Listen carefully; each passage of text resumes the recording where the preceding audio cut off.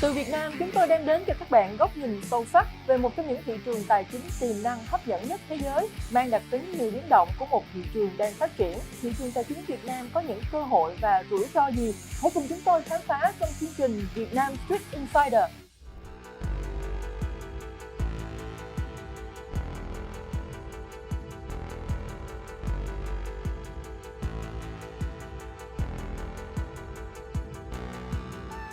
Welcome back to Vietnam Street Insider. I am Thảo and our guest today is Mr. Chad Ovel, the partner in Mekong Capital. Thank you for joining with us today. I introduce you to our audience in investing.com.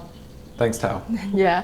So I'm a little bit surprised when I have a small research over your profile. I'm surprised because you start your career as an environmental activist and you stood for environment in Vietnam, Phong Nha Kẻ Bàng, and then we have the national park awarded by UNESCO. Yeah. So what do you have a turnaround, like a very sudden turnaround like that? Sure. Well, originally I came to Vietnam to do investing. Yeah. I was invited to come here to serve as an employee in a very small private equity fund that was set up in 1996. But when I arrived, I discovered that Vietnam was too early for private equity, and there really were no investable companies of size. Kind of a failed strategy. And most of the economy was dominated by mom and pop shops and general trade or state-owned enterprises. And that just wasn't a fit for the fund that brought me here. So very quickly, within 3-4 months, I realized we weren't actually going to do any deals. And I looked for things that fit my purpose and fit my interests. And I knocked on the door of an NGO called WWF. And I had a huge passion for everything related to environment, national parks, nature conservation.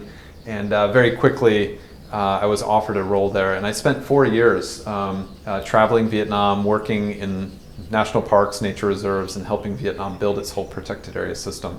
But I knew that I loved Vietnam right from the very beginning, and taking on that kind of work gave me the opportunity to travel. It gave me the opportunity to really get to know the Vietnamese culture and learn the language. Okay. What was the right time that you discovered that is the right time to invest in the private equity in Vietnam? Around 2006, after I had spent 6 years helping to run and build a big furniture export business here, I did an MBA. Yeah. And during that program, it got me reconnected to the world of investing. And I made a choice that I wanted to get back into investing and go back to where I was when I first came to Vietnam.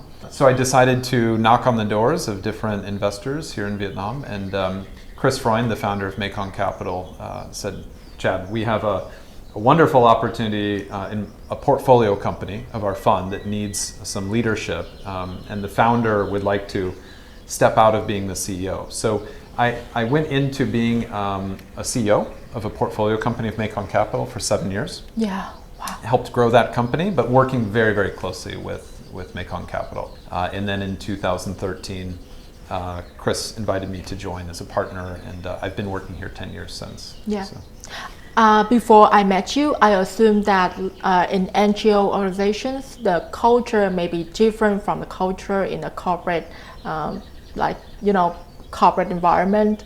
So did you learn, can you use any of your experience in working in an NGO organizations, and then you move to like a corporate environment? Yeah, absolutely. So I was at WWF for 4 years, and actually most of my work was in strategy, project design, project formulation, and then project directing. And it's very similar to what we do in business. It's budgeting, it's target setting, it's tracking KPIs and milestones, it's building team to execute a plan. In the NGO world, we were executing projects that are 3 years to 5 years long. So it's not dissimilar to what a lot of businesses do to execute a 3 to 5 year business plan. Yeah. Okay. Now I have a more understanding about because it's the same strategy like in the private equity. You have like the length like 3 to 5 years. Yeah, or more? but at Mekong Capital, we have a slightly different strategy than most typical private equity fund managers. Globally, it is true that most private equity holding period might be 3 to 5 years.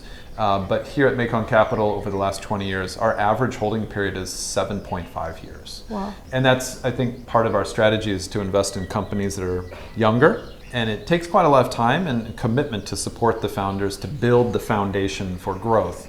But in a market like Vietnam, where many sectors are so fragmented, after having spent 3-4 years helping a founder build their foundation for growth, the businesses can really take off very fast. And it wouldn't make sense for us to divest too quickly. It makes more sense for us to stay with the business all the way through year 7, 8, 9, 10 of our hold period.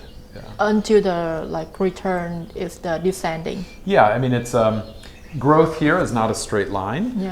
A lot of the sectors are very immature, fragmented, and so we bet on founders and support them to build their foundation for growth. Maybe it takes 3-4 years to get the business model right and test many different models and approaches. But once they figure it out, they can grow incredibly quickly. And so we call it more of a hockey stick growth.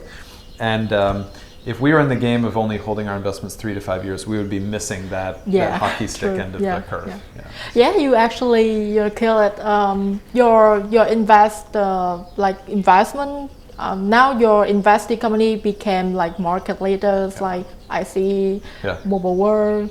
I'm very sorry for myself that I didn't buy it when it just came IPO. And then B&G, Masan, all market leaders. So. Do you think that you can sustain that performance in the upcoming years? Because I see that people are discussing about the tougher macro environment. Actually, we don't have much concern about the macro environment at all. In fact, if you look at macro last year in Vietnam, GDP growth was 8%, one of the highest in the world, while inflation was only 3.2%, one of the lowest in the world. And that was, in the face of many challenges. What we have observed as well is even though this economy might go through some macroeconomic cycles, our choice to focus on consumer-driven businesses survives those cycles because the consumer expenditure just grows here year after year after year with almost no fail. To repeat the strategy that we have done successfully to invest in smaller companies and take them all the way to billion-dollar listed companies, it's easily repeatable. There are many, many sectors in the market that still remain very fragmented. So for instance, it is not repeatable to do that strategy in a sector like electronics retail because the company we were an investor in and helped build, Mobile World Group, their electronics retail chain already has close to 50% market share. So that segment is done. But in other segments like pharmacy retail, there's 55,000 mom and pop pharmacies in Vietnam. And the company we invested in, Pharmacity, when we invested, they were the largest chain with only 30 stores. So there is so much room to penetrate and grow in size in that sector. And there are many, many sectors like that still exist. Cảm ơn quý vị đã theo dõi chương trình. Nếu quý vị có một cái câu chuyện đầu tư, xin hãy chia sẻ với Thảo ở email là thảo.t@investing.com và đừng quên bấm nút theo dõi YouTube chính thức của investing.com Việt Nam.